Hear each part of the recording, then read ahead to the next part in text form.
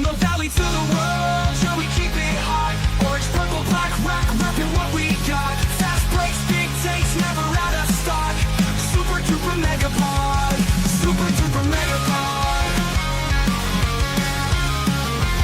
Super duper mega pod. Hey, thanks for pressing play and welcome to a Suns trade deadline super duper megapod.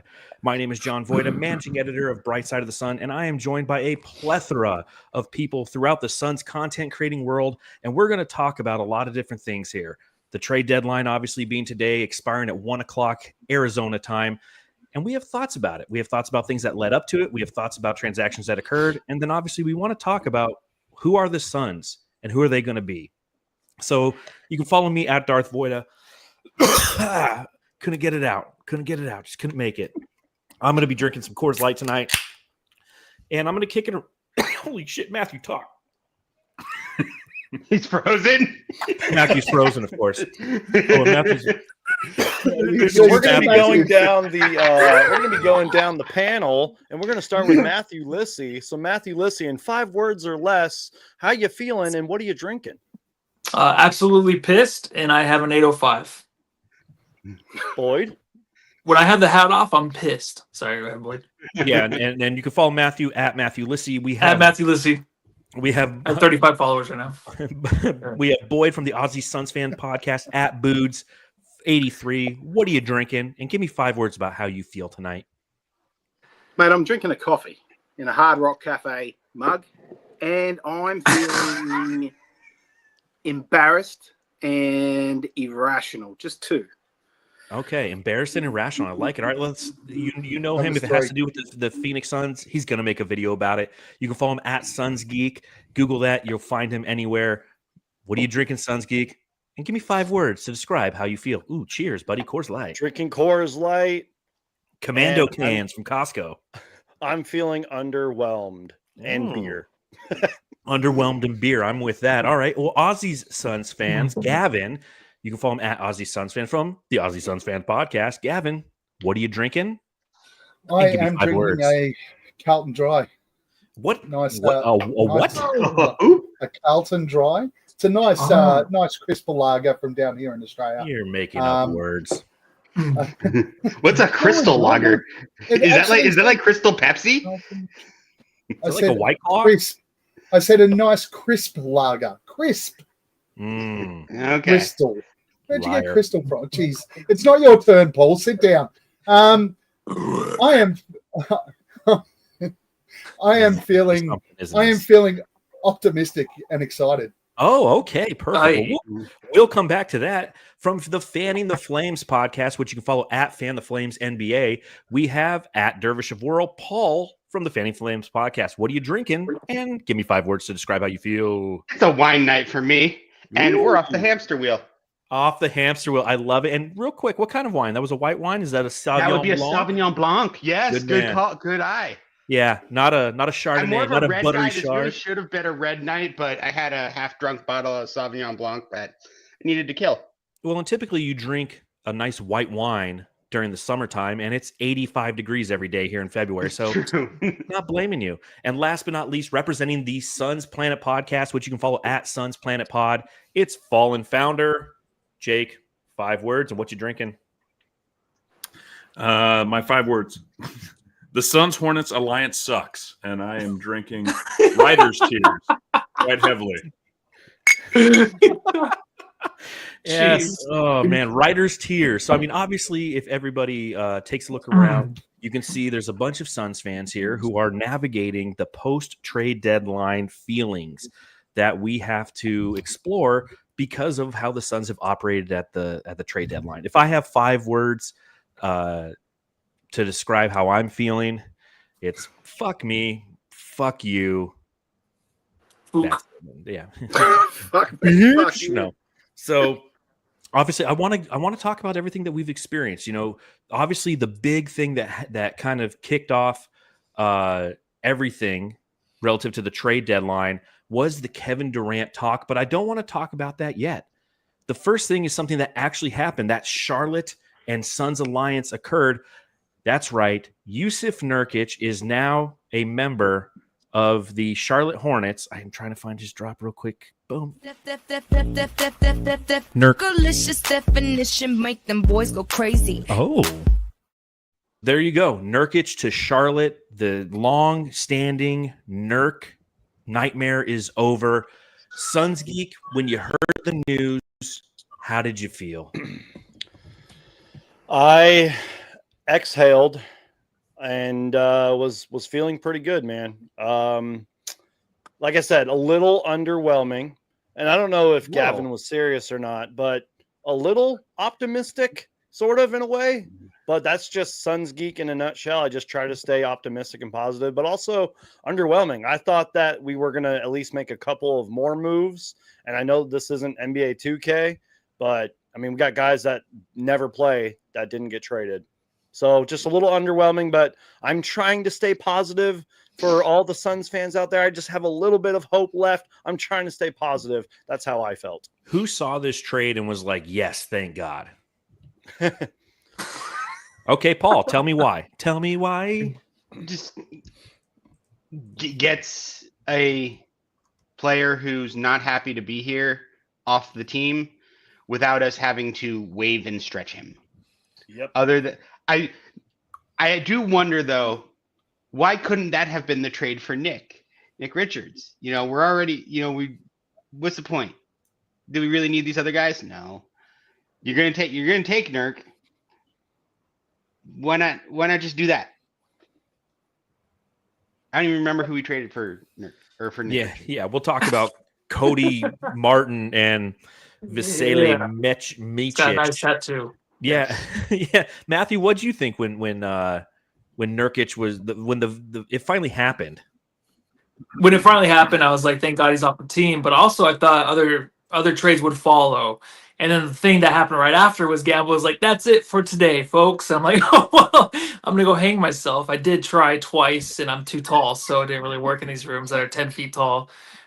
So I think that the fact that Nurk is gone is good.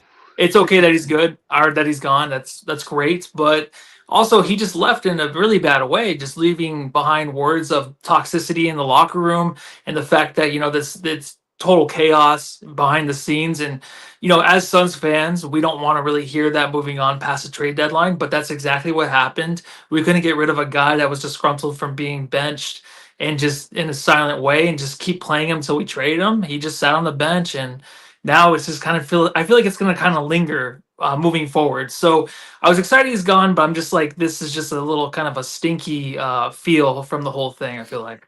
Gavin, do you think that it had kind of a certain stank to it?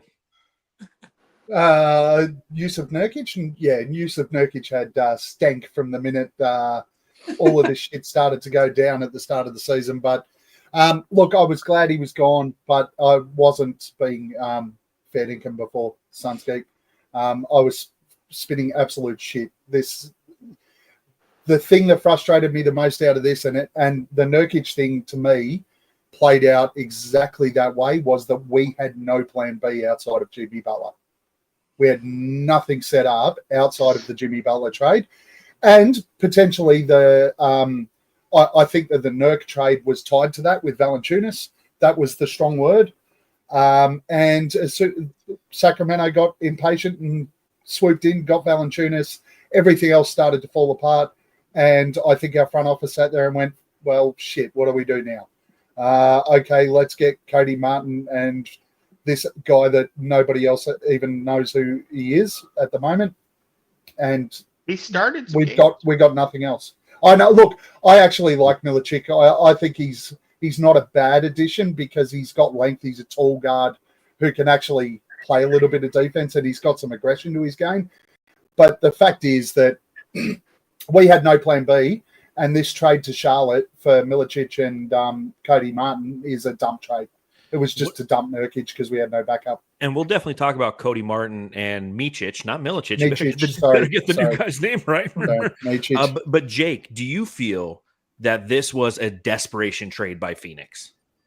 Oh, 100% I do. I didn't, the sadness of it was for me that when Nurk came out and said, hey, I don't even have a relationship with this coach, I viewed it as like, Okay, something to work on. What does this team struggle with? Guarding the interior and rebounding. You know what? Let's not do the hard work and actually try and talk to the guy and have that relationship. Let's sell him away for scraps and just get whatever we can. And the fact that we had to throw a first rounder in there to just change it into a second rounder and get two slightly bigger guards than the midget militia we're running out for. Can I say that for point guards? You Right? did. Sorry, We're the live. writer's tears is hitting early. Boyd, what do you think of our midget crew or whatever Jake just said Can't use that one. sensitively? The opposite Hey, of Matthew. It- Guys who it's can easily enough. hang themselves. We got off a distraction, and I don't know how big of a distraction that was, but we got off of it, and we gave him one of our shitty picks, and we got back an old fucking guard, tall, can be great offensively, but Micic is a fucking turnstile on defense. He's slow and fucking not what we want, not what we need.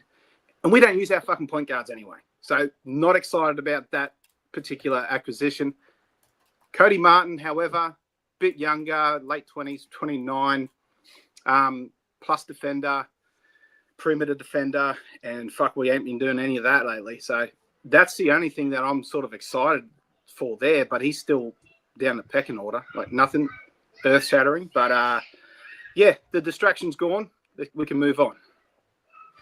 Yeah, distraction's gone, but again, it's one of those transactions that, at least in the way that I absorbed it, was this was the white flag.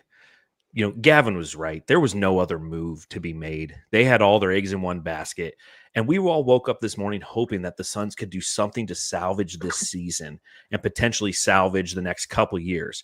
But what today was an admission of a poor roster construction strategy. And ultimately, they had to panic and get Nurkic out of here for all the reasons that you guys stated.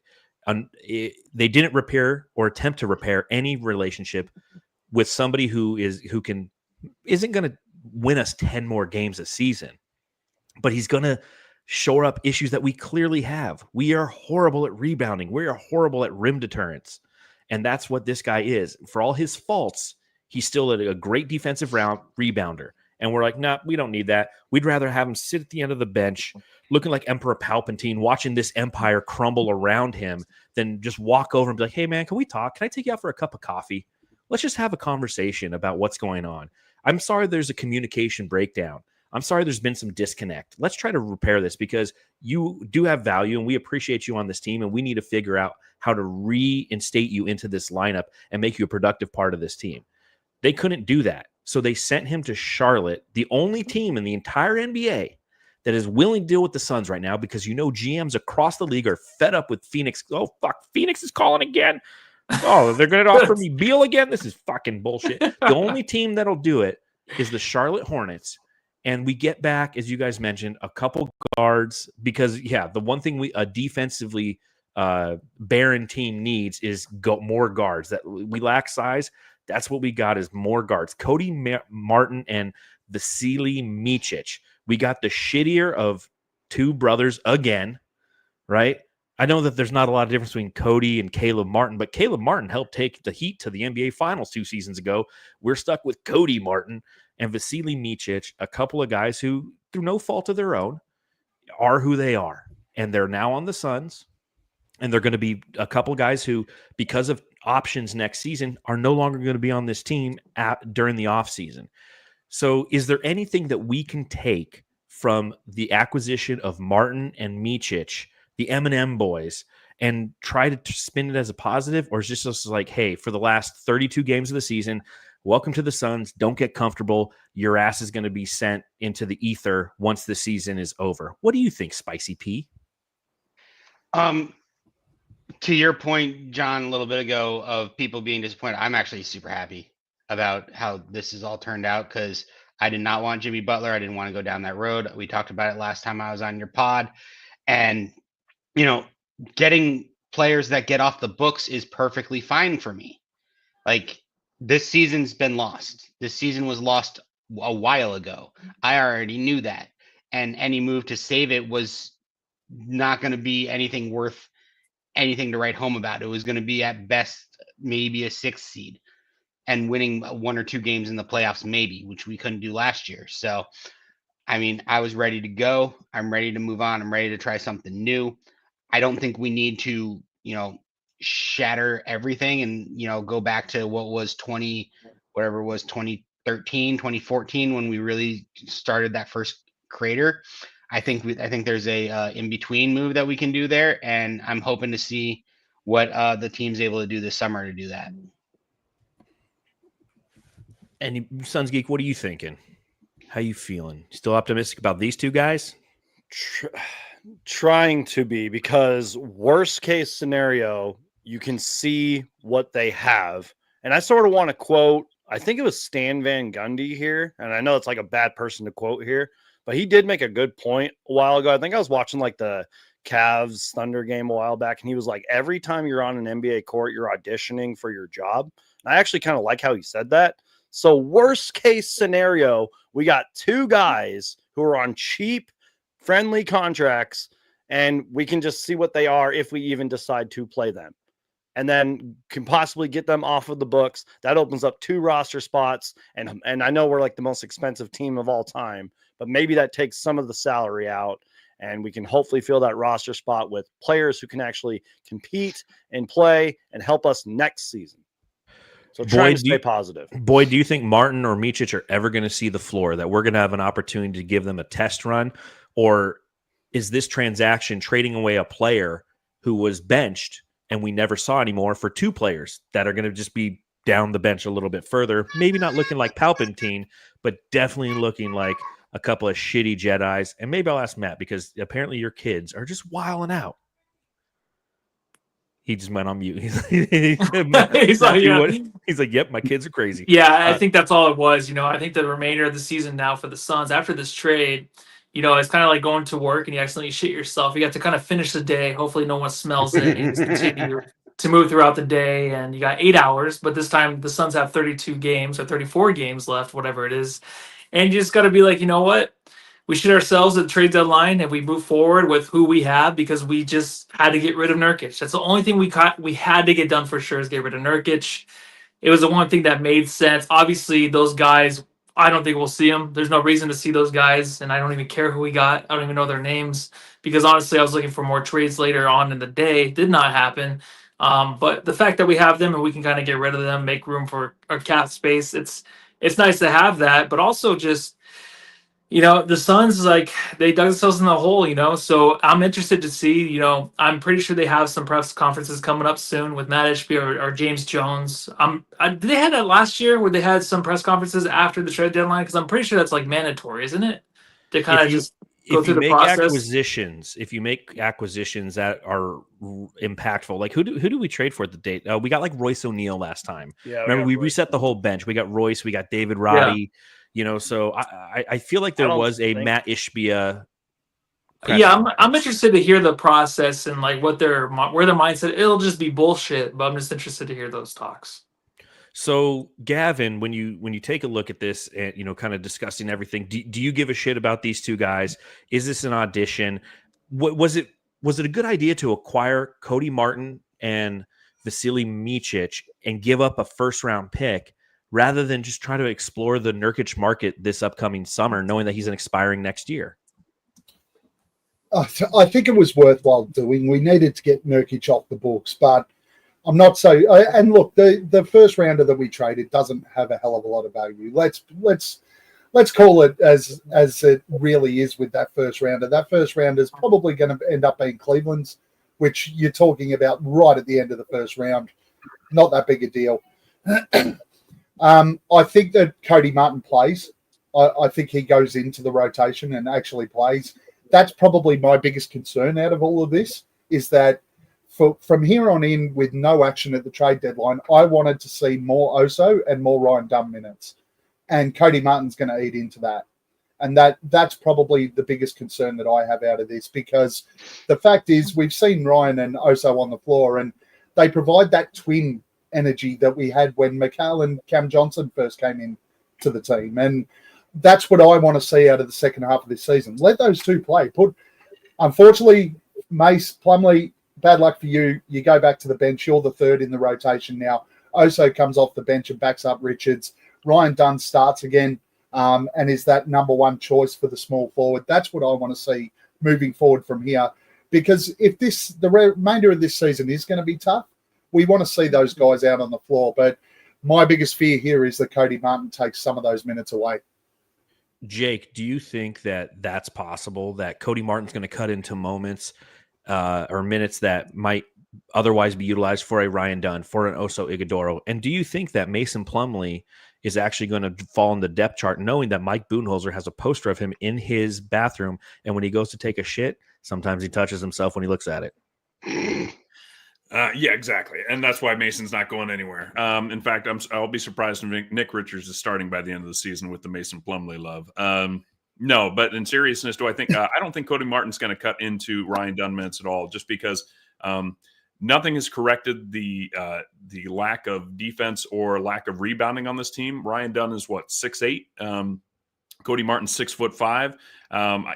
Cody plays defense. I think Ryan Dunn plays better defense. So I just think, who's going to come in for Kevin Durant? You're going to still have Ryan Dunn. If we have to roll out an even smaller lineup and roll out Cody Martin in place of Ryan Dunn, I mean, that's what's so hard about this season, that moving forward, that we have to try to win every single game. There's no benefit to losing anything. We don't luck into a draft pick at the end of this season. So it's just, I mean, I hopefully Cody could play in a little bit, but I don't know. I'm actually kind of more interested to see Vasily play, just because he is 6'5". He plays point guard.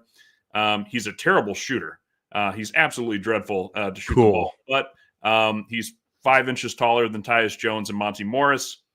Maybe he's going to have an opportunity there, but yeah. I don't have high hopes for either one of these guys. My concern too is, you mentioned that it gives us some cap flexibility, but to my knowledge, Cody Martin is on the books for next year for 8.5 or 8.6, I think. Vasily does have the team option, which will be shot down. Next year's non-guaranteed. Yeah, he's not guaranteed next year. Cody Martin Vasily, is right?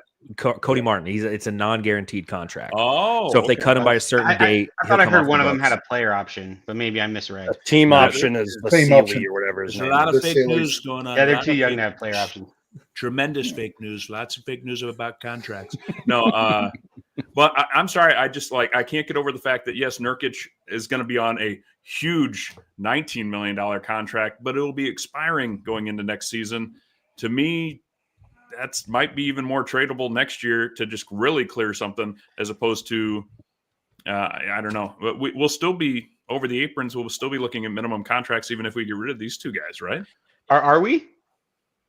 No, We'll we be go. on- We We're go. the most expensive team of all time. we're going to Yeah, drop but under. if these like a two- mid-level if back? these two, Right, but I'm no, saying if you these two lose win, we'd be under. Yeah, We'd be under the second. So we'd Correct. get a mid-level exception.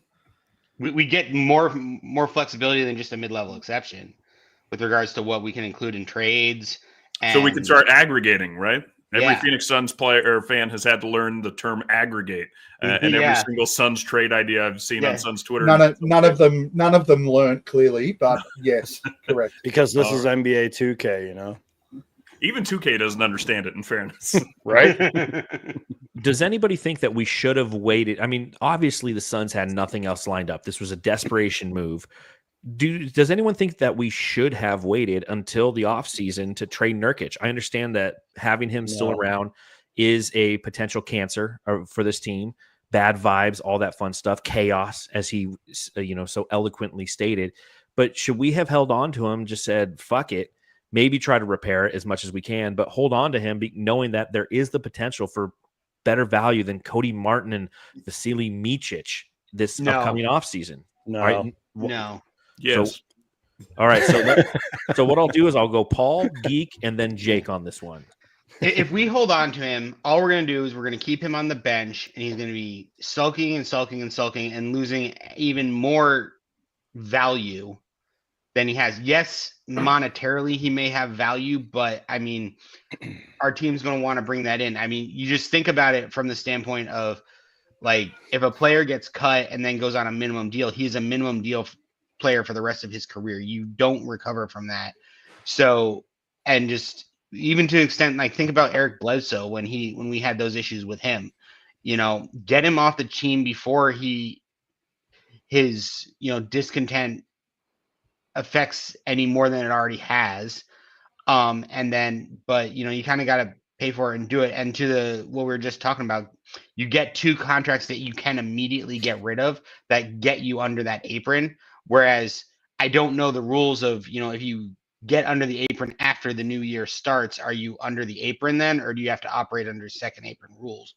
But The moment that you're option under may the not be there. apron, you're under the apron. The Yeah, moment that that's true. happens. But that option may not be there as easily, or you have to pay more for it to get it. I mean, we paid a shitty number 1 pick, and we got 2 guys who I don't care about. But hey, maybe they'll do something weird. What do you think, Geek? So yeah, I mean that was well said, well explained. It's kind of like having a very toxic coworker who gets in trouble a lot. I just don't see keeping him around would bring any good to that. Now, there is a part of me that thinks, like, let's say the trade deadline was like 2 weeks from now. Maybe you could play him, because I actually agreed with you recently, John. You said something like Yusuf Nurkic couldn't have helped tonight. Like, there are some games I was like, yeah, Yusuf Nurkic could have helped. So if the trade deadline was in 2 weeks, I'd be like, yeah, we need to play this guy as much as possible, see if there's just anything left out there. But clearly there was some disconnect in the locker room, some disconnect with Mike Budenholzer somehow, which I'm still trying to process that all.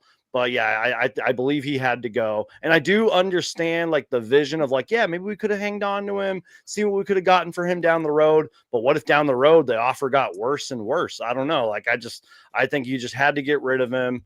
And we got as much as we possibly could. Clearly there's a good relationship between the Charlotte Hornets front office and our front office. So maybe down the road that will really pay off.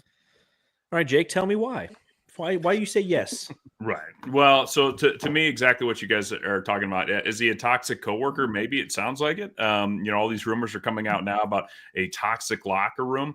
But what I find fascinating is that before he was benched, the game before he was benched, he was taking right hooks from other players. And we were saying, oh my God, somebody gives a fuck on this team. Mm-hmm. Somebody's trying to win games. Where's the energy from everyone else? Nurkic was still bringing that.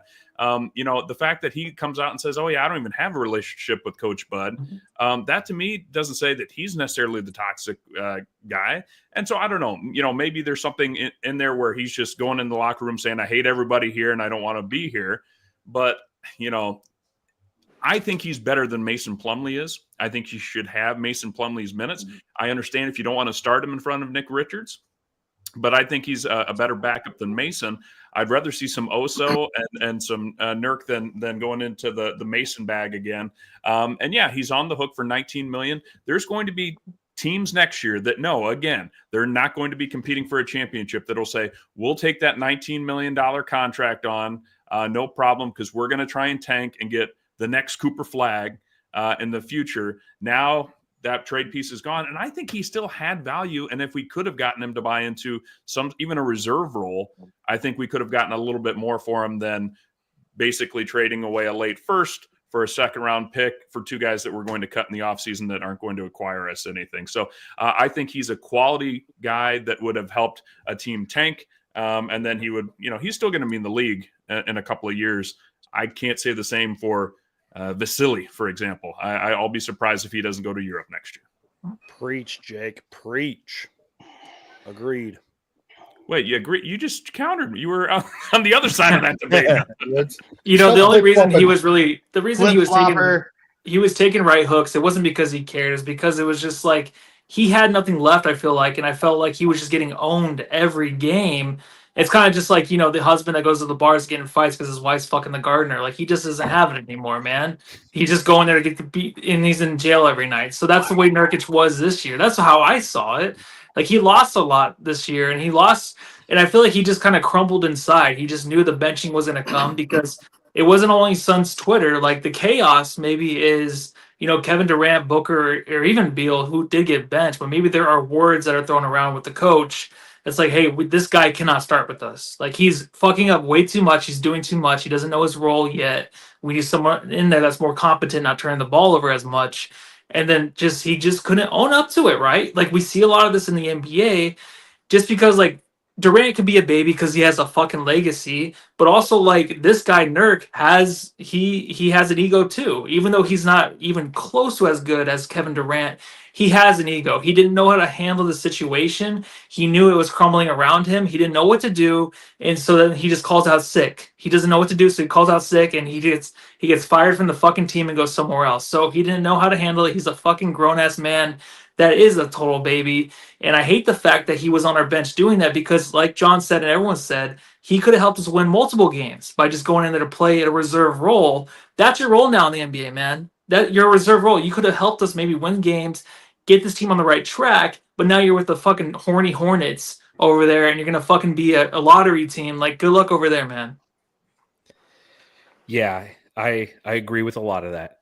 I wanted this to work. I thought it could work. I think it's a sign of poor leadership that it didn't work, but it takes two to tango. And if Yusuf Nurkic isn't willing to sit down and have those conversations and, to Matthew's point, be a man about it, then he's better off gone. And we've spent 30 minutes talking about Yusuf Nurkic. And that's because that's the only thing that the Phoenix Suns did at this trade deadline. A team that is 25-25, a team that lost by 31 points to the Oklahoma City Thunder last night, but have lost 3 in a row because they dropped 2 consecutive games to the Portland Trailblazers. We are living in Who've won 8 of 10. Yeah, against shitty teams. We got blown out by 40. Shitty teams. Real shitty teams. And then we lost 2 in a row to shitty teams. So this team is stuck in the middle. We are on the worst timeline.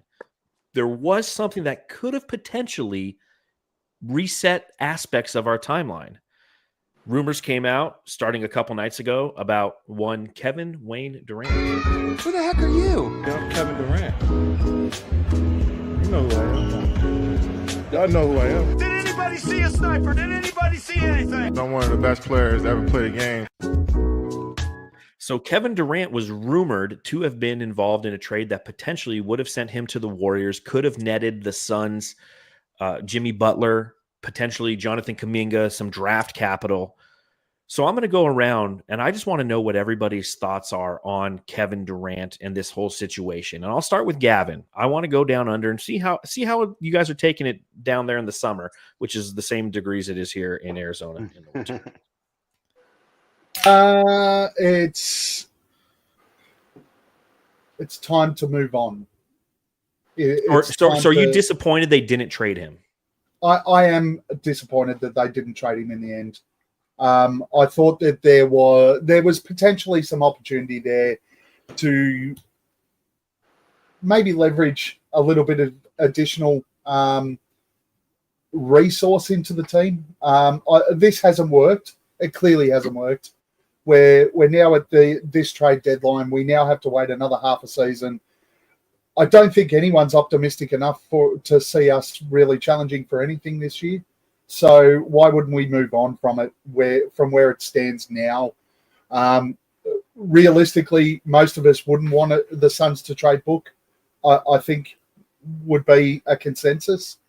But Kevin Durant has the most value given the fact that we can't trade the Bradley Beal no trade clause contract. Durant's got the value. That's what could have brought us back. I'm going to reference old mate Spicy P here, and that was our chance to get off the hamster wheel now. Now, will that happen over the summer? I think everything points right now to yes.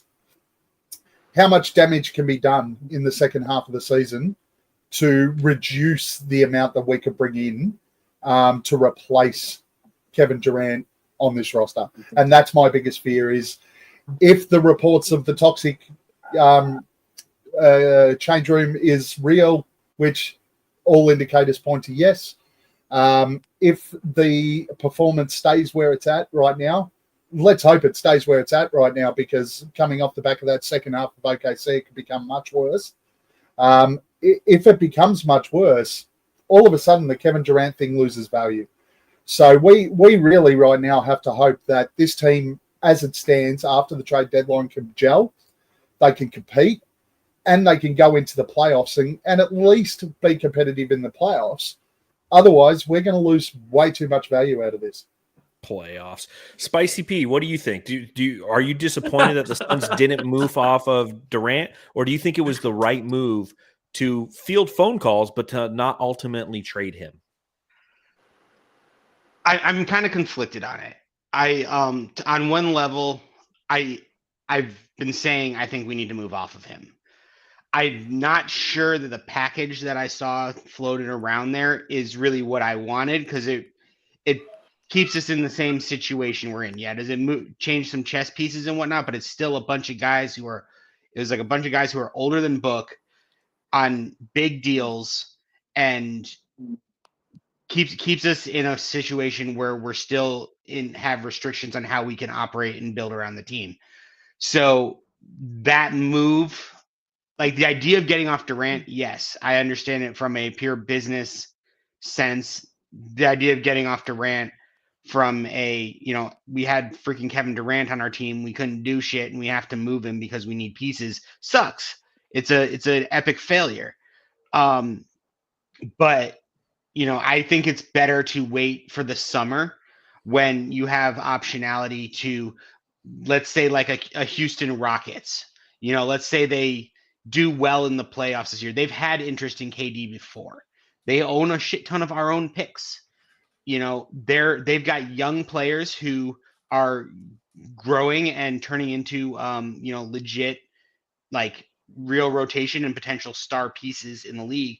That could be an option where it gets us moving in a direction rather than continuing just this cycle of bringing in older players and trying to, manufacture a team around that with limited flexibility. So I'm fine not doing it. I wish it hadn't come out, because I think that it is going to cause more harm than good in the short term. And make this season, which was already unenjoyable, less enjoyable. And so, I'm glad they didn't make the move, but I wish it didn't kind of get out there. I love that people are calling you Spicy P in the chat. Jake, what do you think? Keep Kevin Durant or trade him for, let's just throw a hypothetical out there. Again, Butler, Kuminga, draft capital. Oh, I pull that trigger 9 times out of 10. Whoa, I was visit this funny. guy's house. Yeah, no, exactly. Well, I'll give credit where it's due, especially because he's not here. But he's in the chat, so I have to be careful, or he'll come after me. But so says Jay had a great point about that Kevin Durant. Well, I mean, he wanted to stay here. That was kind of an impressive deal. That we have a superstar that wants to stay here and not be traded. And I think it's just to me. And he also mentioned that Robert Sarver, the attitude that he had with his team was not player friendly. We get Matt Ishbia, and he's going to hold to his promise not to trade Kevin Durant. I totally get that. I respect it, but I'm sorry. Right now, it feels like the Titanic is sinking, and Kevin Durant and Bradley Beal are both helping weigh it down and put it into the water. And one of them you can't trade.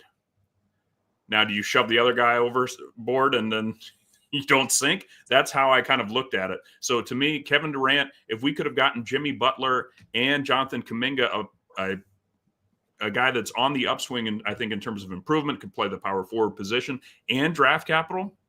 My concern, I take that because my concern is Kevin Durant only has 1 year next year. And so when we go to shop him, which I think we're going to have to do, yeah, there's other teams that might be interested in him, but they're going to have to take the risk that he's not going to be willing to sign. Just like, with Golden State, he's locked in this year and next year. Golden State we could just said, hey, that's 2 years of Kevin Durant. Go try and win. But for some reason, I get honoring the deal, but to me, it just means that this team is set back it's reset the timeline a little bit, and it's hamstrung us. It's like a no trade clause, just in a kind of a softer way.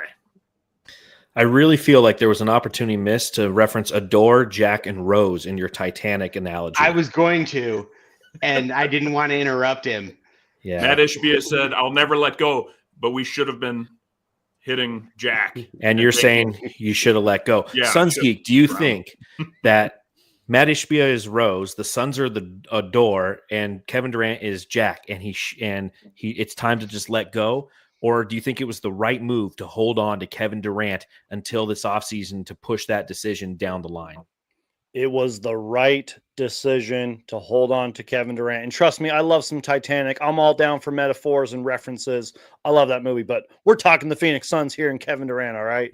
But it was the right decision. I talked about this in my live show today and in past live shows. You do not trade Kevin Durant without at least first speaking to Kevin Durant about trading Kevin Durant. And if Jake Fisher's reporting was true about how Kevin Durant was aware that the Suns were at least listening to calls, I think that's totally fine. Kevin Durant knows this is a business. He knows how this league works and everything.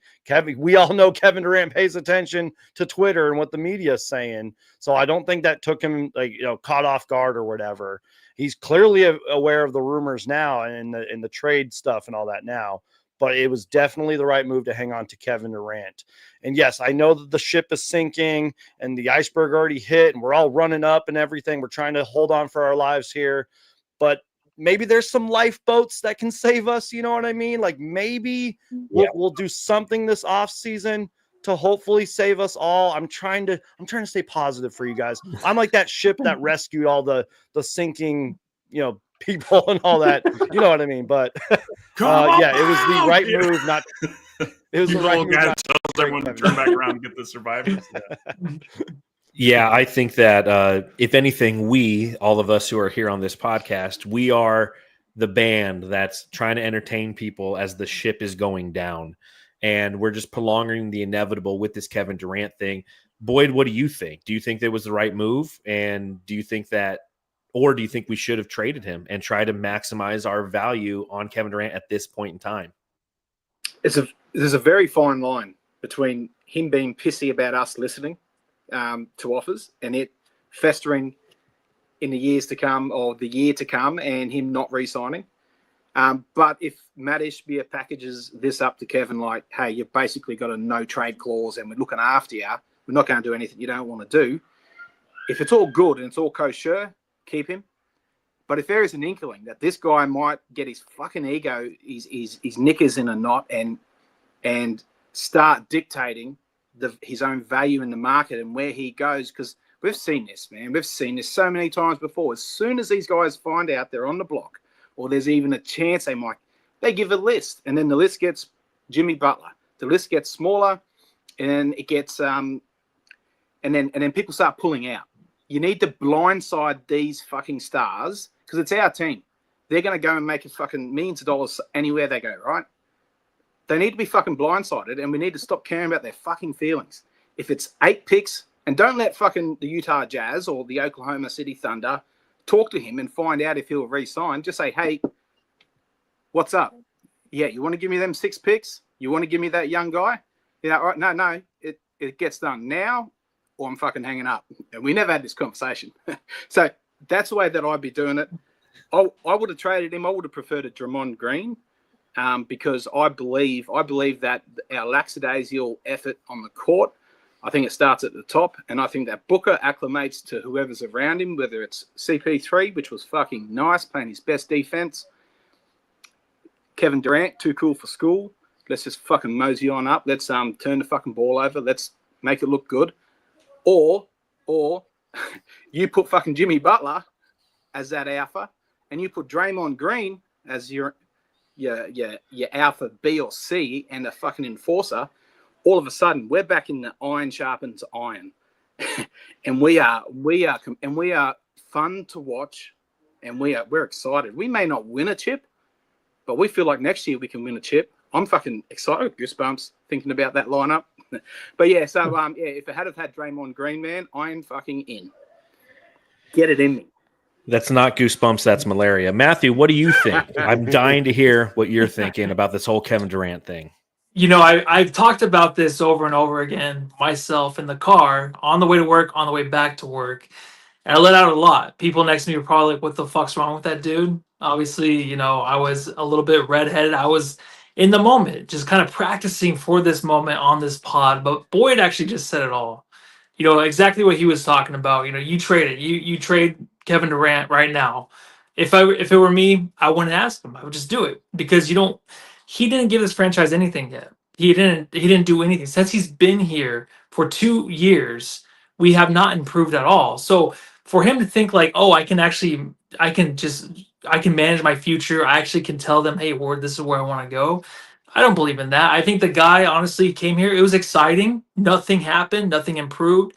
And for the Suns to actually have an opportunity to go on the path of getting a Jimmy Butler, Kuminga, and also just some picks, that's exactly what you want to do. It kind of is frustrating to me, and I think KD should have just let it happen. Go back to the Warriors, see if you can get a chip there, because honestly, it's a better situation for you there, anyways. And just let the Suns do what they want to do. Why do you want to stay here? Do you want to stay here just because you want a ball? Just keep. You're almost to 30,000 points. Like I can give a fuck about that. Sorry, everyone, Suns geek. I'm sorry. I just want a championship. I don't want guys to be here to just try to hit accolades and all that shit. I want a real team that has a chance to win a championship. And Kevin Durant's a fucking wuss for not going to the Warriors and giving the Suns what they needed to build upon this franchise for the coming years. It hurts me because I just think the Suns team had an opportunity to actually kind of right the ship. And he's like, nope, don't want to do it. And then we had to trade Nurkic and we get nothing. So the rest of the year is going to be fucking garbage because of this guy. And I've been on the bandwagon of trading Kevin Durant, or even if we had to, Devin Booker, just to make this team better because it's all been falling apart. So I'm just shocked that Kevin Durant did that. But honestly, like, what's he gonna do? Like, keep his head down in the locker room, be like Nurkic, and just be kind of upset the whole time? Like, I don't want to see that. So I kind of just wanted him gone. I just wanted this whole thing to kind of resurrect itself as like the Suns having a future, and it's just not gonna happen now. Yeah, I think the scary thing for people when they see Matthew on his way to work and coming home from work and he's screaming and yelling and practicing this is he's on a scooter with no helmet on. So he's just a maniacal asshole in the middle of the street, just like screaming, and everyone's like, oh my God, dude, don't cut this guy off. No, this is a tough one for everybody because you see both situations. You see the value in potentially cashing in your chips. And it sucks because you know you shouldn't have to do that at this point. You know that Bradley Beal is the reason we are stuck in this situation, that, and not him personally, but the ownership's ineffectiveness in being a responsible organization and bringing him in here. And instead of putting 2 players or 3 players or 4 players that you could pay $50 million this year around Kevin Durant and Devin Booker, it's Bradley fucking Beal. And it's got a no trade clause contract, and you're stuck with that. The Matt Ishbia came in here with a bulldozer and he threw us a life raft as Suns fans. We're like, oh shit, $2 hot dogs. But what he did, what we don't realize is that he threw us a fucking anchor and we're sinking to the bottom of the NBA with it. And so you hear about the possibility of trading Kevin Durant as a soft reset, a retool, an opportunity to get off some of that hamster wheel that Paul likes to reference from Fanning the Flames. And you still have Booker, and yeah, you have Beal, but at least you have an opportunity to break that Kevin Durant contract into other pieces and draft capital, because that's what you can get for Kevin Durant. So when you hear about that, you get excited and you go, you know what, maybe we should have done that. But I continually fall in the camp myself of, you know what, hold on to him until this summer, potentially shop him, or potentially be used now and between now and then to make Bradley Beal's life a living hell so he doesn't want to be here. Because ultimately the end goal is you need to build around Kevin Durant and Bradley Beal. I just can't see myself trading Kevin Durant. And I know that, you know, Matthew's shaking his head. I know a lot of Suns fans are. You want to get off this KD ride. It hasn't been great. It's been bumpy. But for me, as somebody who's gone through, as we all have, the period of time when we've been a subpar team in those 2010s, we would kill for a Kevin Durant. Now here we are trying to trade him. It's Bradley Beal who's clogged everything up. And so I'll pose this question to everybody. And chime in whoever wants to.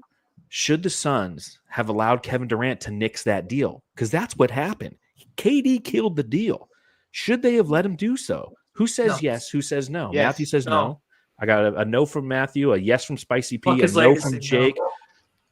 Wait, KD kill the Bradley Beal deal or the Jimmy Butler His deal? own deal. His own deal. His own deal. Him He going to didn't the want to go to the Warriors. Warriors. didn't No, want because to. he didn't want to go there. Is it Yeah. right Well, that we let him okay. do that? Because he, again, Yeah. He didn't want to go there. Who cares about him though? If we're so they- if What we're are you trying to, it's talking not about? about him. It's about down the line. Yeah, It's about the culture that we're setting. As if we want to be a destination organization, you have to respect the players. You have to respect your employees. You have to respect the people that are making you the money. And not if you're winning. KD didn't want to go to the Warriors for very good reasons. He had a bad time there. There's a reason he left when he did. That fan base does not like him. And he and he is a guy who internalizes a lot of that stuff. So I can see why he wouldn't want to go there. I can see why the management wanted him there. But it's letting him say, hey, that's not a place I want to be. That's what you earn by being a top 10 player in the history of the NBA, is to say, hey, I don't want to go to that organization, and you respect that. And yeah, I mean, if you're a middle of the road like role player, yeah, you don't get that luxury. You do when you're like a however many time All-Star, MVP, Finals MVP. Yeah, he didn't get to do that for the Suns, but that's why we brought him in. So you respect that, because the next time down the line, you want that next player to want to be able to come to Phoenix, because you will respect them. And if you show that to a top 10 player in history that you don't respect them, that's going to trickle. And I don't want that. Yeah, and Suns Fever said it like far quicker. Further up, business wise, no, you absolutely not. But it's KD. So if he says no, I don't want to go there, you go, understand, respect your decision. We'll look at the next option. So I see Matthew and Jake are both like steaming Jake. Yeah, Go let crazy, me in there, folks. Coach. I'm not going to be like Nurk and just sulk here. I'm sorry. I would trade him to the Utah Jazz right now if that gets us closer to an NBA championship. Winning is winning. I want to win a championship. I don't care if somebody scores his 30,000th point on this team. Devin Booker's a little different because he's the homegrown talent that we've been with the whole time. Kevin Durant is an amazing player, but I'm sorry, he does not get to dictate whether or not we can ever be good in the short term. To me, I'm not going to accept that. Like, we have a chance to send him to a place where he can be competitive. I understand he didn't have a great time with the Warriors while winning 2 championships, because he does take things the wrong way, as many of the Suns podcasters on this video know.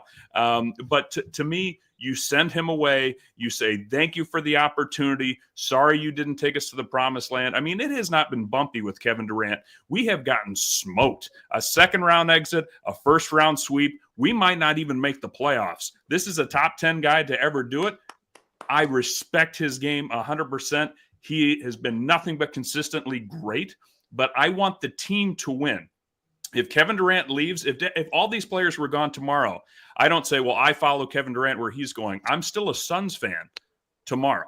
So I want the team to do well regardless of who's on here. And so to me, like, you don't just sit there and say, well, Kevin says we can't win championships. We better just respect his decision. I just don't see how we can allow somebody to hamstring the organization like that. Matthew.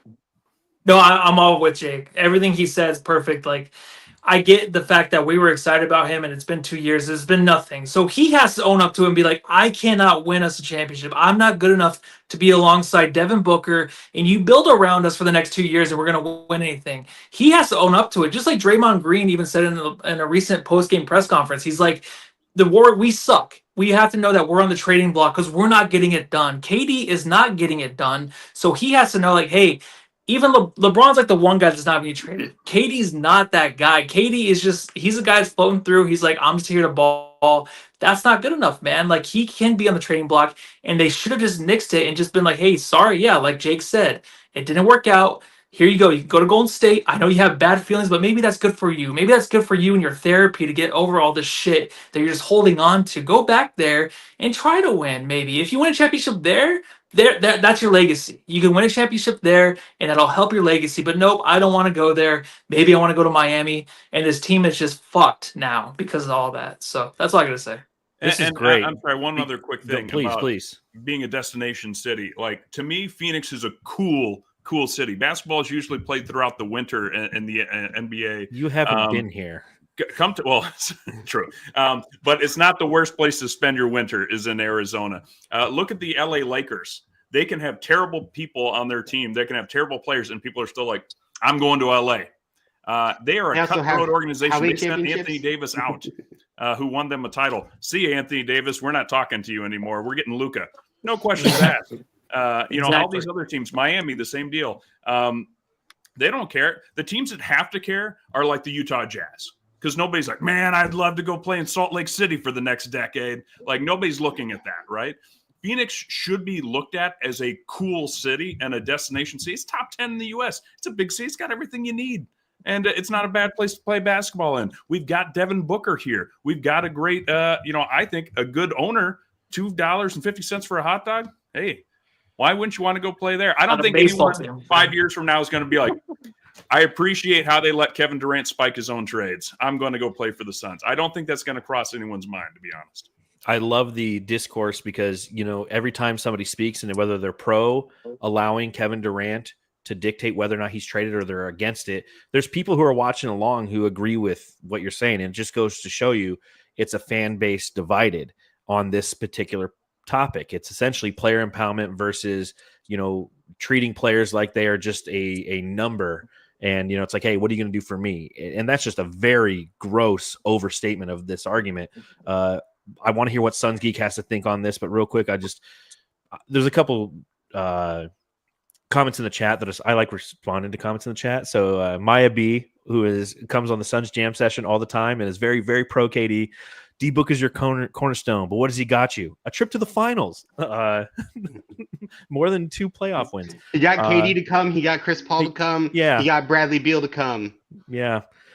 Felix Edwards, bro, if you trade KD, the Suns not winning nothing. They're not winning nothing right now. We're not going to make the playoffs with KD. Yeah. So, anyways, Suns Geek, tell me what you think. I see you over there. You're steaming a little bit. Give me that positivity, man. Inject that shit into my fucking veins. This is such a loaded podcast. A very drunk podcast. A very. I love your Suns If I'm Geek drunk off one podcast. glass of wine, I'm sorry. That's a problem. I don't even know where to begin. Like, My upper lip's we're gone. talking about Kevin Wayne Durant here.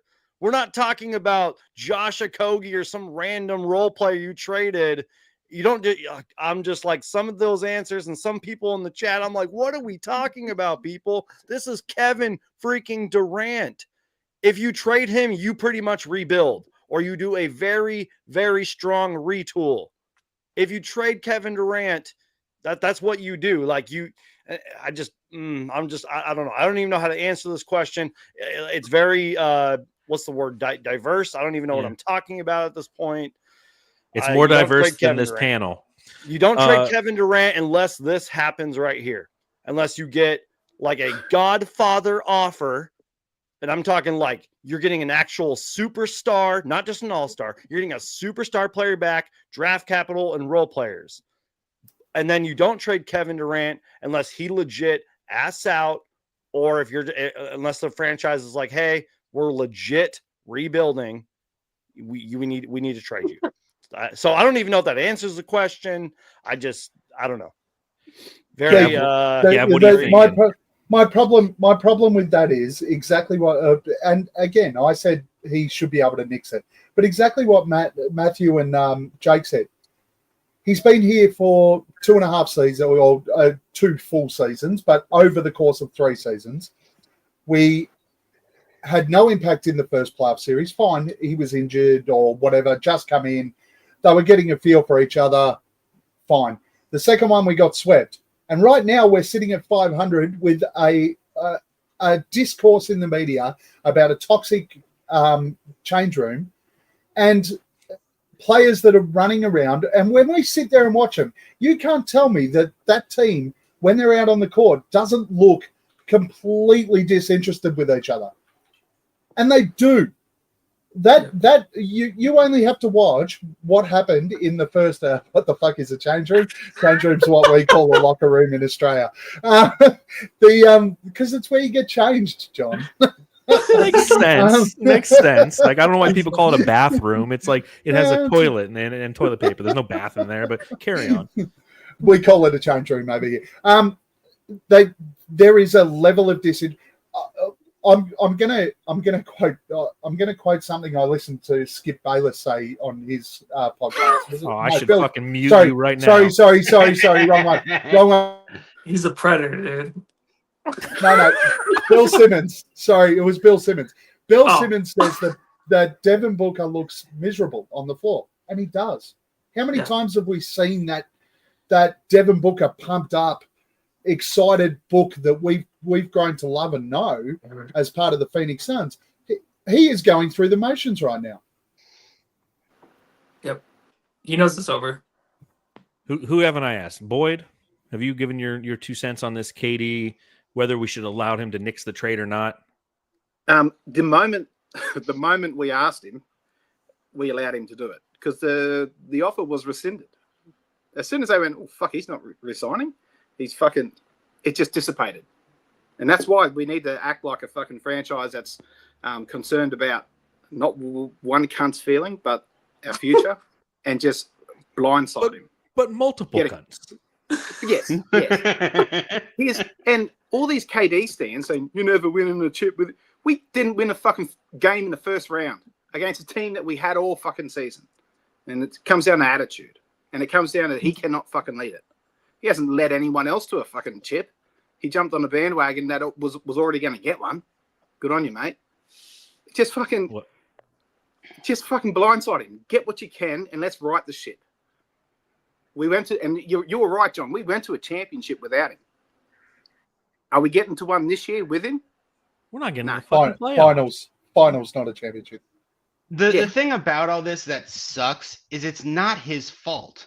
No, it's not. That's the problem with the people who are angry and want to treat him like a number and just like get him out.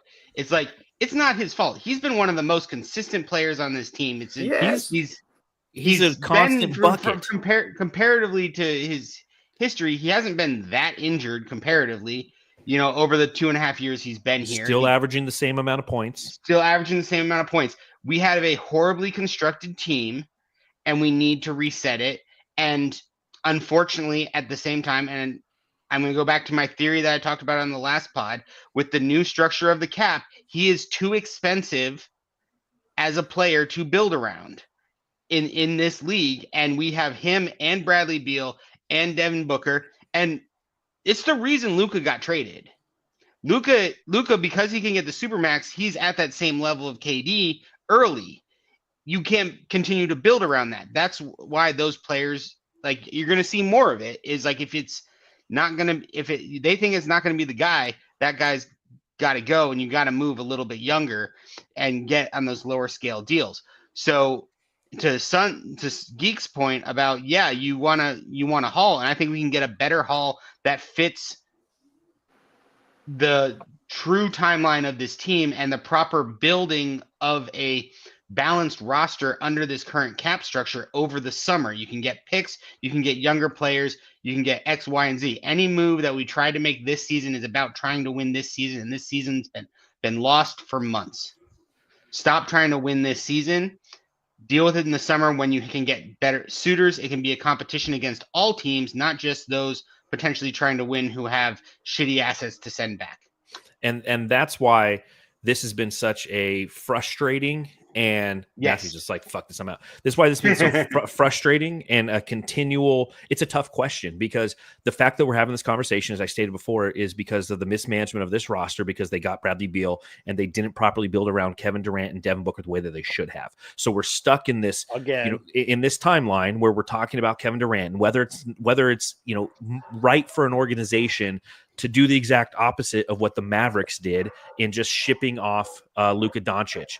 And I fall aligned with kind of what Paul says. I think that reputationally, it's not a good move to just trade Kevin Durant without his consent. And I think the Suns played this right. I honestly do. There are some conversations pertaining to the fact that the locker room or Kevin Durant is frustrated because the Suns were shopping him. No, everything that I heard along the way was he was involved in this process, and that's the right way to do it because he's Kevin Durant. Because any player is going to come through that door in 2 or 3 years and contemplate coming to Phoenix, admired Kevin Durant, they're going to have a conversation or have had access to him in their career to ask them how his experience was in Phoenix. And if he goes, yeah, man, they just fucking traded me. I told them I didn't want to go to Golden State. They sent me anyways. You're ruining your long-term capabilities. The Jimmy Butler problem, the reason I ultimately fall on not getting Jimmy Butler here for Kevin Durant, it's quite simple. And what Paul said, Spicy P said, is so true, because what you're doing is you're extending the situation. You're tripling down on the shit decision you had. You're like, we're getting rid of Kevin Durant. We're bringing in Jimmy Butler, who's going to expect a 2-year extension. After this, we're going to have to pay him even more money. He's on the third max. We're 60 mil a year. Exact 60 mil a year. So you still have Bradley Beal. So you're stuck in that hamster wheel. So what the Suns have essentially done with this transaction, whether we like it or not, as we sit here frustrated because today is the day the music dies, that we realize that the 2024-2025 season is done. We're 25-25. Every team around us in the Western Conference just got better. The Kings probably stayed the same, but they got Jonas Valanciunas, they got Levine. The Spurs got better with Fox. The Lakers got better with Luka. The Golden State Warriors got better with Jimmy. And the Suns are like, dude, fucking Cody Martin, Vasily Micic. All right, let me tell you about it. We're not going to even make the fucking playoffs this year. So it's done. So why make a rash decision right now when where you have to the organization has to pivot in a lot of different ways, whether that's Bartlestein, you're gone. James Jones, you're gone. We're trying a new GM and CEO. But you need these next few months to really start to develop a strategy on how you want to approach Kevin Durant in this offseason. Is that strategy part of having the conversations that they stated they didn't have with Bradley Beal? That's one thing to remember. Bradley Beal was shopped, quote unquote, ask his agent. Not one person ever went to Bradley Beal and said, you know what, we're interested in moving off of you. He's even said, he's like, no one's talked to me about it, said it multiple times. So the Suns, from what we know about, though, agreed. But I think that I also think that we would know if a player's unhappy because they're being shopped, and that's what this whole Kevin Durant conversation is about, that it would be leaked somewhere along the way. Yeah. And I'm sure the Suns had conversations, but for tactful reasons, and credit Bradley Beal for being a professional and not going out there and be like, it's chaotic out there, man, I don't know what to do. They're playing that one right, and they're going to have to re-engage that conversation and maybe go this summer, be like, listen, man, it's not working. We just finished 35 and whatever, right? We didn't make the playoffs. I don't think it's working. So, hey, Voida, please. Just very, very, very side note. Over the last couple of days, you said about the music, the day the music died multiple times. Did you know literally the day the music died was like 3 days ago? What do you mean? You know what that song was about, right? Oh, yeah. It was February 1959 when Buddy Holly, the Big Bopper, and Richie Valens went down in Iowa? Yeah. What's it, Iowa? Something like that. So just the fact that you were using that right around the same time that, like, the actual day the music died happened. Yeah, it was like February 3rd, 59. Like on purpose, or is just a happy quinkadink? It was a happy quinkadink. I knew it, but I didn't even make the connection until you said it. But the Bradley Beal acquisition. An American Pie. No? No, it has nothing to do with whether or not you believe in rock and roll and can music save your mortal soul and can you teach me how to dance real slow? But I know that you're in love with him because I saw you dancing in the gym. Anyways, the next, so anybody have any final thoughts on the Kevin Durant trade speculation? Because I want to get to the trade deadline grades. I just want one more. Please, I just want to make one more comment for the people in the chat who think we're sitting here blaming KD for all this. You're not listening. You're not listening. Nobody here is blaming Kevin Durant. This was the fault. We're not blaming KD. This was the fault of the front office and their roster construction. But what we're talking about is the best asset that the Phoenix Suns have in their hand right now that they can trade to turn this hamster wheel, as Paul would say, get off the hamster wheel and turn things around. It is not an attack on Kevin Durant. Please. It's because Kevin one Durant guy is one of the greatest of all time, and we love Kevin Durant. I'm still going to really enjoy watching Kevin Durant play basketball for the second half of the season. It's in a the only Phoenix bright Suns spot. uniform. It's the only bright spot, and that's because one guy's untouchable. Big Dick Booker.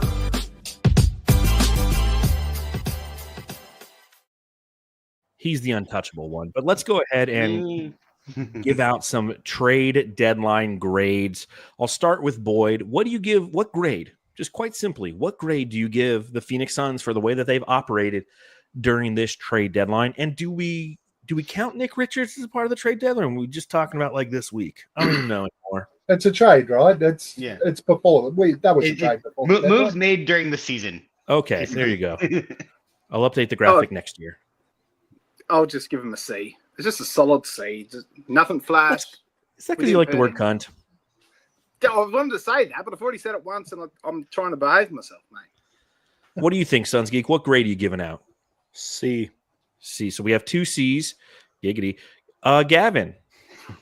It's a D for me. I still think we're overselling the Nick Richards acquisition. He's a backup center, not a starting center.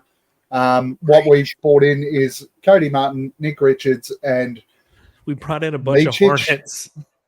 We brought in a bunch of Hornets who should be coming off the bench. Are you somewhere. the worst team in the NBA? Come to Phoenix. They were, and this is where we need to take stock. They're not only a bunch of Hornets; they're a bunch of Hornets who came off the bench in Charlotte. We got a bunch of seconds. One of them is starting in Phoenix. Yeah, it hasn't been great. Hey, we traded 2 guys that weren't playing for us. Josh Okogie couldn't get court time, and Nurkic was a cancer, apparently. So fuck. Yep. Spicy P, what's your grade? I'm gonna go C-. I mean, and a lot of that is because I'm happy we didn't make the moves. I'm actually more so happy about the moves we didn't make, and really the moves we did don't move a needle. So, C is average. The needle didn't move. That's fine by me. I mean, I hate that I was kind of right when I was saying, like, I was holding my breath on the Nick Richards thing, because I'm like, he was the backup in Charlotte. He couldn't get the starting spot in Charlotte. So why are we pinning our whole season on that guy? He's a fine player. He'll be a great backup for us next year if we can get a good starting center. We'll see what the market looks like. Who knows? Maybe somebody else gets disgruntled because a team in the Eastern Conference or whatever doesn't make the playoffs, and they need to shake it up. There's a couple names that had high aspirations of being successful this year that haven't for whatever, and maybe those teams need to shake it up too. We can move KD for one of those guys, and it won't be as big of a deal, and it'll actually balance the team out more. That's the other thing about this team is we built our team around 3 mid-range shooters again. Yeah. And I'm sorry, that's not. If you want a big 3, you need a slasher, you need a wing, and you need a big. That's a proper construction. You need balance. Everything about basketball is balance, and we haven't been balanced in years. So it's a C. Jake, what are you dishing out? What grade is going on the paper? Yes, for those of you that remember the Game of Zones, where it was House Sun Kings, or is it House Sun Kings? Yeah, Sun Kings. This is House Suns Hornets. We took one of the worst teams, worst teams in the East, and we said, hey, you know what? Those guys will help us win games. We'll take your shit. Yeah. So I'm going to give us a D-. To me, it's not so much. I've been actually impressed with Nick Richards, but to me, you've got a Josh Okogie who was getting playing time because he was one of the few guys actually hustling on both sides of the ball. He was actually shooting better than he usually shoots. So we saw some improvement from Josh Okogie, but I think mostly it's how we went from Yusuf Nurkic being I would say, underrated center last year, one of the top interior defenders, one of the top rebounders. He's got the record now for most rebounds in Suns history in one game. 31 against the Thunder last year. In a loss, which was only the saddest thing to go along with it. Yeah. But to me, it's more not a reflection of Nick Richards or the two guys we're bringing in, but more of a reflection of how did we let it become this bad that one guy who's nothing but a nonstop machine in Josh Okogie and a Yusuf Nurkic, who is a underwhelming but quality center in this league, we let them Yusuf become disgruntled. We sent out Josh Okogie to try and make up for the Yusuf stuff, and then we just shopped Yusuf for really nothing. That's what's sad for me. So that's why the grade is so low. Nothing about what we really got back, but just how sad I think it was that we had to spend so much and really see values kind of plummet on both those guys. Yeah, so we end up having 3 C's, 2 D's, and for myself, I'm going to go a D+. And I think that the reason I give out that grade is because we all knew that before the season began, we knew that Yusuf Nurkic and his contract weren't something that were necessarily sustainable. The Suns, in typical Suns fashion, know how to take something bad and make it worse, and that they did. And because of that, they didn't have a lot of options. And as Gavin pointed out earlier, they really didn't have any backup plans other than Jimmy. Beal, they couldn't get off the contract. Nurkic, they had to do in a last-ditch effort. It was the one transaction that happened on trade deadline day. The acquisition of Nick Richards is the only reason I'll give this a D+, is because I feel like at least he had some depth at a center position, but they didn't do anything to fortify that. They couldn't go get Jonas Valanciunas. They didn't. They got the wrong center out of Charlotte. I mean, the good guy ended over in L.A. It's just it's a dark day for Suns fans because the cloud that continues to follow us around is once again raining nothing down but shit upon us because of poor decision making, poor foresight, and just being the wrong team in the wrong era, right? The 7 seconds or less Suns would be crushing it right now. This team would be crushing it 10 years ago when you had the ability to build around 3 maximum contracted players like the Warriors did. We just continue to find the Heat too. We continue to find ourselves in just these, we're born in the wrong era. Every team we have is born in the wrong era. So we're going to have to kick the can down the road and try to make decisions moving forward. So taking a look at what some of our amazing people who are joining us in the chat, and thank you to everybody who's been joining us along this journey as we try to navigate our feelings. If you're wherever you're watching this, make sure you subscribe, hit that thumbs up button. If you're on the Suns Jam Session podcast YouTube channel, or the Suns Geek channel, the Aussie Suns Fans channel, Fanning the Flames channel, the Suns Planet channel, if you're on any of those, hit a thumbs up, man. I mean, just because we don't always say we love KD doesn't mean you got to give us a thumbs down. Suns Fever 83 gives us an F fucking minus, which I didn't know you could do. We get a D. Whoa, there's a lot of chat coming in. I lost everything. Where am I? I'm in heaven. Hi, everybody. From Perplexed Damage. I remember you, Perplexed Damage. You haven't come by my channel in quite some time. D- from Saul. We have other grades. I can't find them all. There's too much chat, which is a good thing. Great job, everybody. So the last thing I want to talk about before we get out of here is the state of the Suns. Where are we now? Who are we moving forward? A deep question. Something that is very complex to answer. So I'll go around the round table and I'll ask everybody that. Who are we now? What do we do moving forward? And how are you feeling as a Suns fan? And I'll start with Boyd. Look, irrational and embarrassed. And at the end of the day, right now, we have a recipe to win a championship. I still truly believe that we have the cattle in the yard to win. But we need to look internally. There needs to be that whole egotistical thing, that whole give a fuck thing needs to be addressed. And it needs to be addressed by the big three first, and it needs to be a trickle down effect. So, look, I just hope that we can make a go of it this season. And if we don't, let's enjoy the fucking fireworks in the off season when shit's getting flung everywhere, and we're looking at draft picks again, boys. Gavin.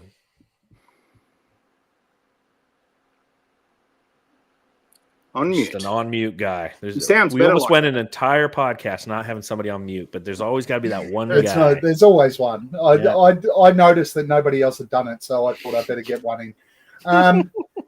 For me, there's 2 things. So I am spending the remainder of this year just watching each game on the day the game is on.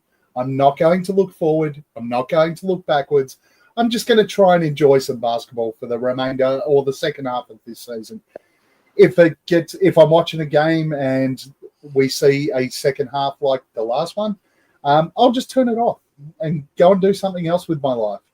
That's kind of where I'm at with the Suns right now. But there's one other thing that I do want to say coming out the back of this. Matt Ishbia has been fantastic. He's come in, new owner. He's done some great things for the Suns franchise. He put Stat in the Ring of Honor. He made cheap hot dogs, all that sort of stuff. But Matt, from somebody who's probably opinion you really don't care about.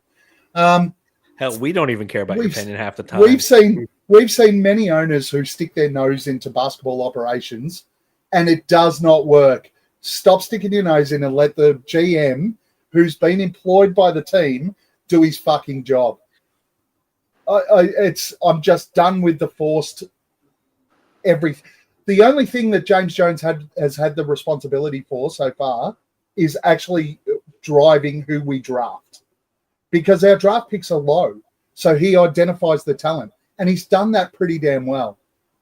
But we're forcing other things in with our trades and everything else. Enough's enough. Stop sticking your nose in. Let them do their job. It's hard for him to not stick his nose in there, but I mean, he does stick his nose in other things. All right, Spicy P, what do you got? I saw it in the chat, but I've been meaning to bring it up for a while. Are we going to be on our fourth coach in 4 years? Potentially. Like Coach Budenholzer might also catch some strays in this one, right? Yeah, and I mean, it's worth it. You know, he's just as much an issue as other people. You know, for all the accolades they had coming into this season about him and that we got like the best coach on the market, yada yada yada. He hasn't acted like it, you know. And you know, if we could take our last three coaches and smash them together into like one mega coach, we might be all right, you know, because I gotta say I miss a good Monty Williams halftime speech, because our third quarters have been murder. Yeah. And those used to be a strength of our team. But it's gonna be interesting. I wouldn't be surprised if there are a lot of wholesale changes. You know, it honestly surprised me that Ishbia kept James Jones. You know, usually owners like to bring in their own guys. And they let James Jones hire multiple coaches. That's tends to be pretty rare. So I wouldn't be surprised if he's out this summer. Just give a new perspective, you know, give a new person that people can hang up on when they call about trades. But that can do some wonders. I mean, Ishbia is gonna Ishbia. It's what he does. He's a basketball like junkie, which is kind of cool to have as an owner. That like at least he has some actual understanding of the game. He played the game at a collegiate level. I know he bought his way onto the team, but still. And he's so it's better than some other owners who meddle. He's meddling for the right reasons. He's trying to win, and he's willing to put his money literally where his mouth is, versus our previous owner who sold off Nate Robinson, sold off Rajon Rondo, sold off Kurt Thomas when we were in the position to win, sold off Luol Deng. Just because he wanted the money, not because he wanted to build a proper team. Ishbia, had new owner syndrome. Hopefully he settles down a little bit. They've been swinging for home runs, and when you swing for home runs, you strike out a lot. And that's what we've done. We need to start, we need to moneyball the shit out of this. And it's all about getting on base, because getting on base gets you runs. Very well Can said. we make sure we don't ask Jake about coaches? or potential coaches. What, Patrick Ewing So incoming? Patrick Ewing is one of the greatest centers of all time. Decades of When was the coaching. last time a center was a good coach? Oh man, that's a good one. Good question. Centers do not make good coaches. They just do not. Yeah. Maybe Jokic, if he actually cared about basketball beyond the fact that Bill Russell. touche. Bill But that was Russell. Yep. 60 years ago. And he was also playing at the time. What do you think, Jake? Where we at? Where we going? How you feeling? So this is, gosh, how to describe it? I like how Boyd was like irrational. Yeah, I mean, to me, it's win as many games as you can, give yourself a shot this year, because there's no benefit to really, I don't know. We're not tanking, for example. It's a long road of medicine ahead of us. I really don't blame this front office. I don't. We looked at back at some of these trades from on the Suns planet. Bradley Beal at the time, we traded Landry Shamet and a aging Chris Paul for. Now, obviously, now looking at it, it's like, oh, a no trade clause. What a bummer. But at the time, That's we were why like we could get 30-point a game score, multiple All-Stars appearances. Like, we thought this is the absolute best player coming to us from the Wizards. And if it somehow doesn't work, we'll be okay, because somebody would want some talent like that. And so to me, it's just been frustration to see coach after coach after coach cannot find a way to make it work. That's why I do put some of it on Bud. I put some of it on the entire coaching staff. We were so excited. We were keeping Fizdale. Brent Barry was showing up. James Posey was showing up. We've got some coaches that we thought were really going to be able to tap into things. Now we're hearing toxic locker room. Nurkic doesn't have a relationship with the head coach. Bud was going to unlock this offensive potential. We're not that offensively dominant. It's frustrating to experience this. To me, it's a little bit like if, we were told we were going to go work out and get shredded and, six-pack and everything. And 3 months later, we've actually gained 2 pounds. Like, it just feels like we're the biggest losers because we bought into it. And so, is there hope on the horizon? No, I don't think there's a lot of hope on the horizon.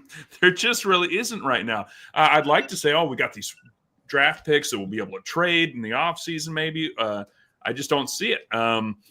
So it's to me, we are kind of at, if you remember the kind of the tail end, the Suns had something like a record, I want to say 10 or 13 straight years of making the playoffs. This was before the Nash era. This is the Jason Kidd, Cliff Robinson era, if I'm not mistaken. And we were usually first round exits, sometimes second round exits. I feel like that's where we're at. We should be happy if we can make the second round this year. So obviously hope for the best. We're all, I know I speak for all of us when, hey, if we go on a tear, let's go for it. If we want to try tinker some things out, put a Bradley Beal back in the starting lineup, say we don't need Tyus, go for it. Just try something to shake up this team, because right now there's going to be no shakeups, at least till the offseason. And even then, it might still be a lot more medicine before we're past what we're currently going through. And before I give my thoughts, I purposely saved Suns Geek for last because we need some optimism. You can see that the hope is we're resident to have any. It's a tough time as a Suns fan. And what do you got, Suns Geek? Preach. Lift us up. Gentlemen, I love each and every single one of you, and I truly mean that. But this podcast has been so negative. This podcast has been so unprofessional, and I'm disappointed in you all, and I'm sending you to the bench for 5 straight games. Anyways, but seriously. Trade me to Charlotte then. Yeah, you're getting temporarily traded to Charlotte, and then we're going to trade back for you because I love you guys. But anyways, my personal opinion is, and I got to give a shout out to So Says Jay, part of the Fanning the Flames podcast. He said this perfectly, and I talked about this on my podcast today because I try to stay away from clickbait. I try to stay away from those like thumbnails and all that stuff.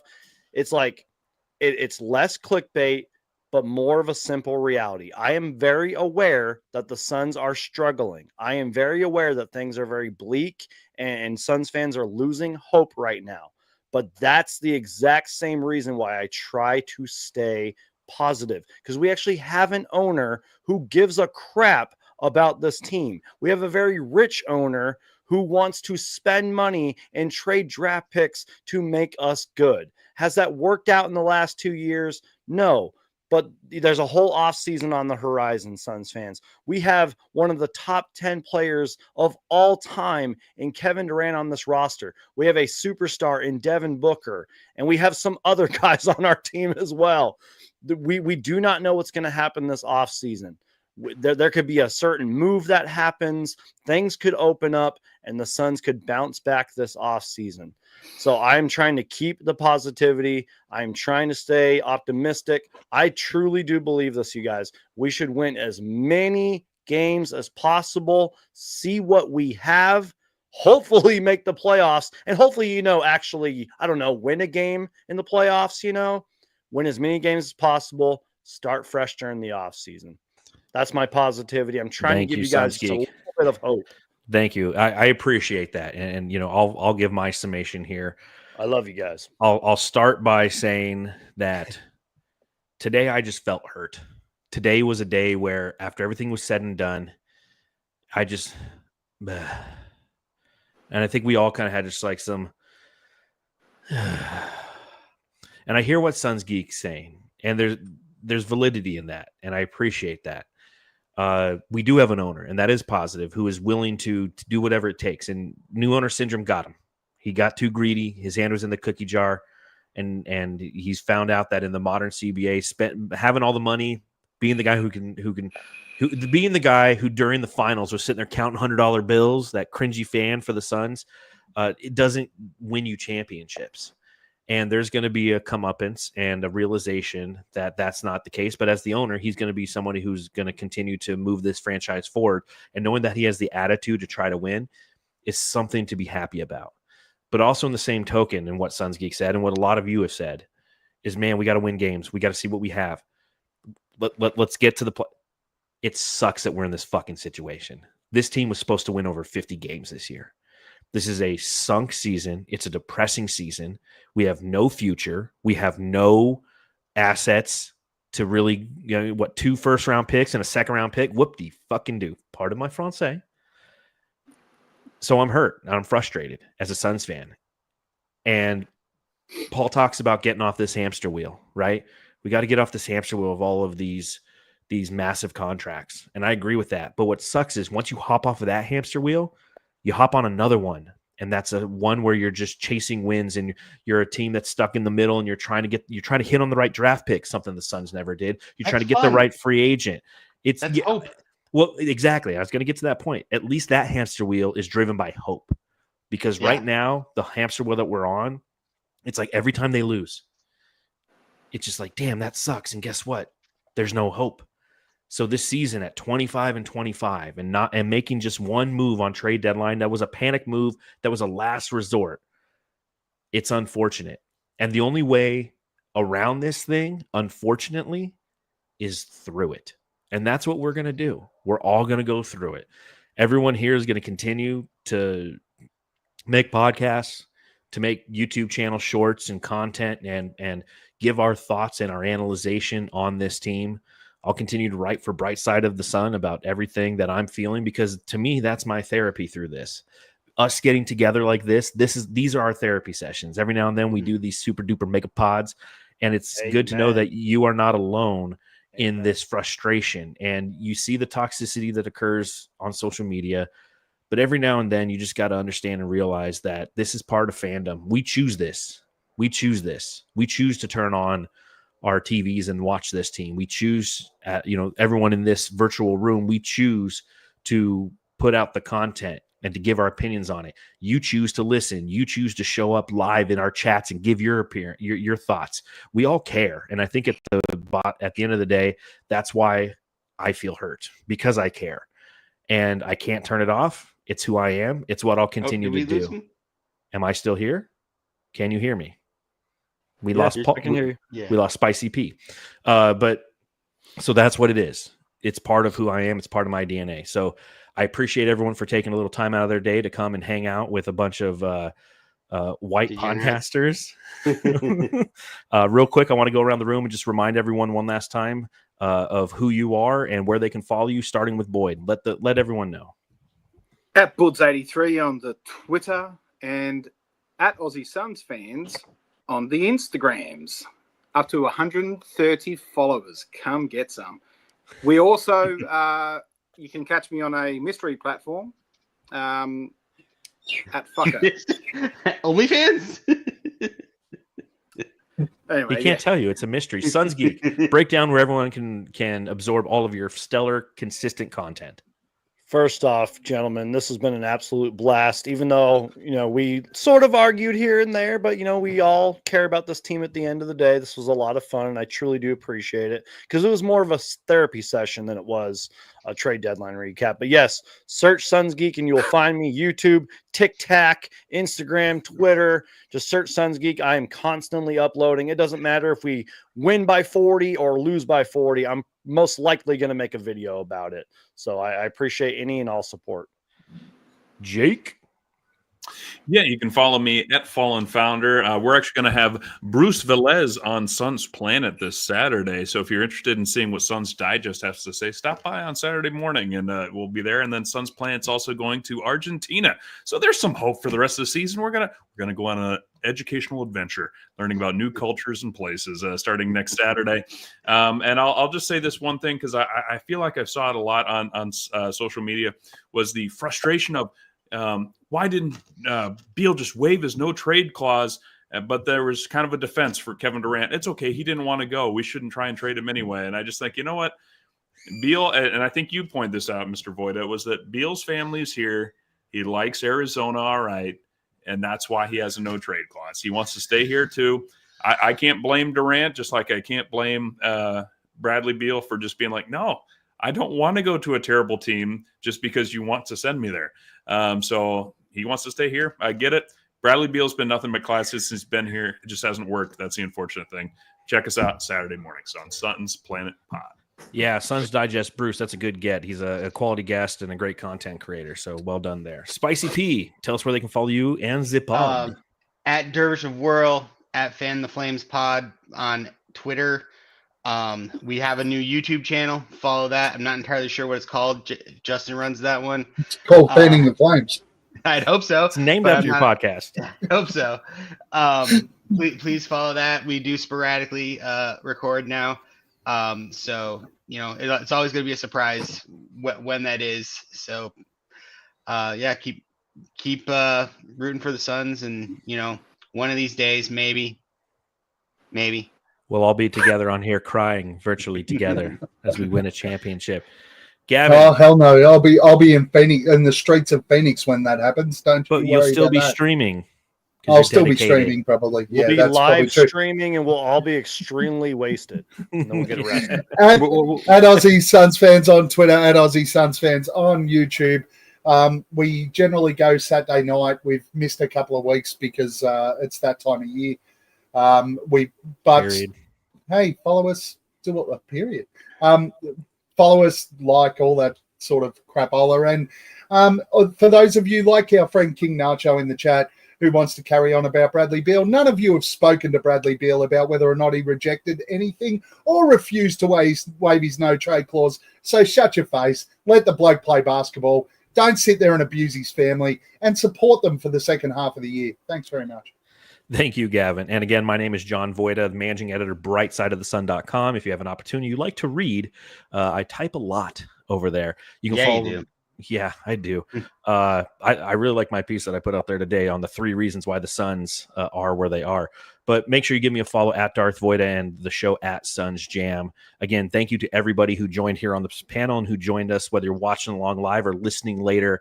If you want to support us, please just click that thumbs up button. Help, subscribe to our channels. It motivates us. Every time we see that little number. I mean, Gavin, how many Instagram followers do you have? 135?